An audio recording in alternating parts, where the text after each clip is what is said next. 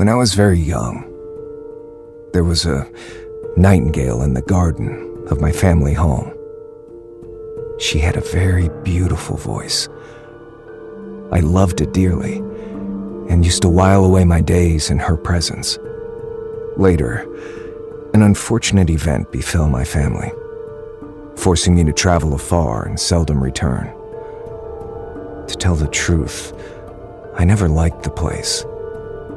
But every time I went back, I felt happy as soon as I saw the nightingale. That was until one day my wife fell ill, and I took her away from the clamor of the city to my hometown. Upon our arrival, my wife pointed out something quite peculiar, which made me suddenly realize that my nightingale had lived longer than naturally possible. You see, the lifespan of a nightingale is about 10 years on average, but it had kept me company for at least 23 years. From the best days of my childhood to the darkest days of my miserable youth. It was also from that point onward that I noticed that its song was beautiful no longer. It had become bleak and shrill. How did I know it was the same nightingale, you ask? Because it had a pair of curiously strange and distinctive wings, and it never flew away, always resting on the same branch. My wife grew scared, so I had to take the nightingale to a place from whence she could never return. At least, that's what I thought at the time. Not long after that, my wife passed away. And when I returned to my old home after her funeral that night, I saw the nightingale once again, resting on that same branch. However, she sang no more.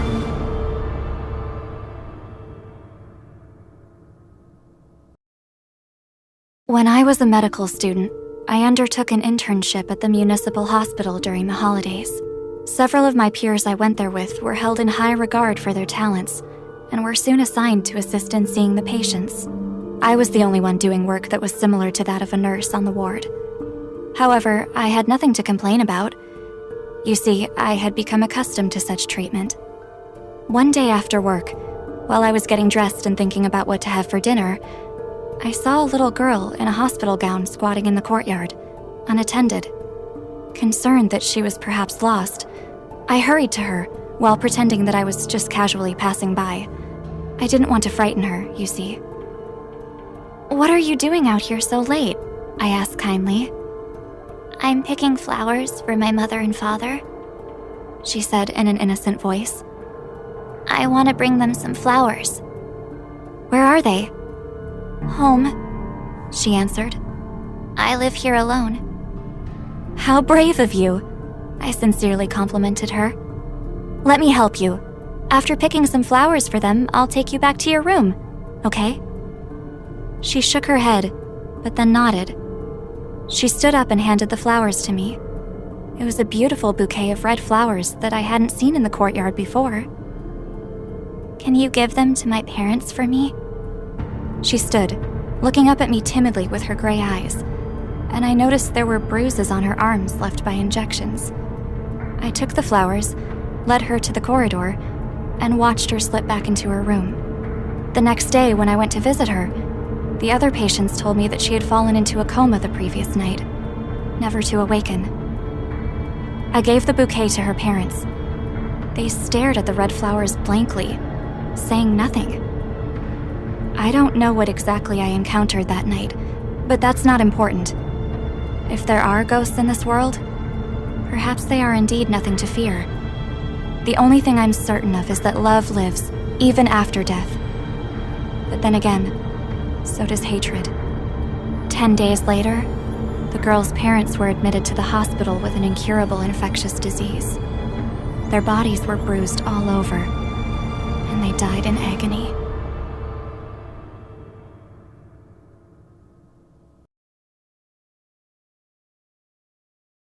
It's my turn? Before I came to La Cemetery, I took a short trip.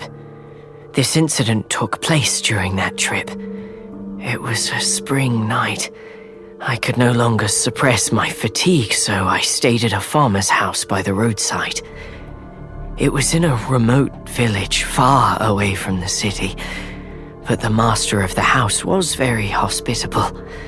He cooked me dinner and told me that I had come at a bad time. As you know, few people are willing to let someone like me lodge with them, and compared to my perpetual misfortune, this situation is hardly worth mentioning. However, on the following day, as I prepared to leave, I was informed that I needed to stay in the village for a few more days. The man told me that the village was founded and managed by a group of well-respected elders. As the situation had become more serious on the day I arrived, the elders decided not to let anyone leave. And so I went on living in this village, listening to the constant cries and wails from outside the house. However, a few days later, I heard the sound of nails being hammered into boards nearby in the middle of the night. "Is someone building a house out there?" I asked. The master of the house did not answer me, but instead made desperate prayers. Candles burned in the room. Their yellow light leapt and danced across the darkness. I could vaguely hear him asking God for forgiveness. The sound of hammering lasted 2 days. On the third day, everything went quiet. I peeped through the window and found that a small wooden house had been built in the open space near us. Strangely enough, the hut was quiet at first, then became rowdy every few days, and then blared with howling and desperate cursing a few days later. After a while, the hut became quiet again. This cycle continued. At night, the awful sound resembled a dark incantation, cursing life itself. I don't know why, but I always felt as though venomous eyes glared forth from within that hut.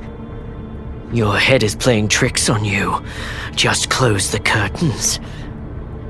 When I mentioned this to my host, he uttered these words and shook his head. But I knew that he had been praying for longer and longer each day. That was until one night. A strong, burning smell filled my nostrils. I opened my eyes and found that the man had disappeared, and a fire was consuming the nearby hut. It had almost reached the house I was staying at. Finally, the epidemic subsided, and I was allowed to leave the village.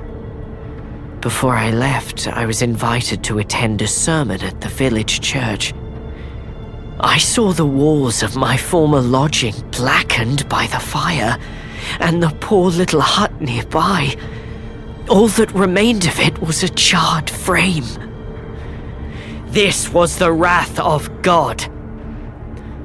That day, the village elders stood in the middle of the church. The elders looked coldly at me. God's forgiveness comes only when the sinners are punished. All our misfortunes, or their misfortunes, are due to His providence.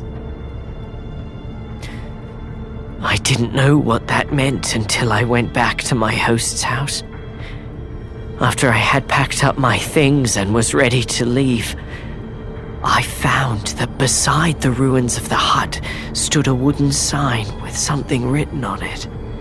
One barely legible word could be seen. Ward.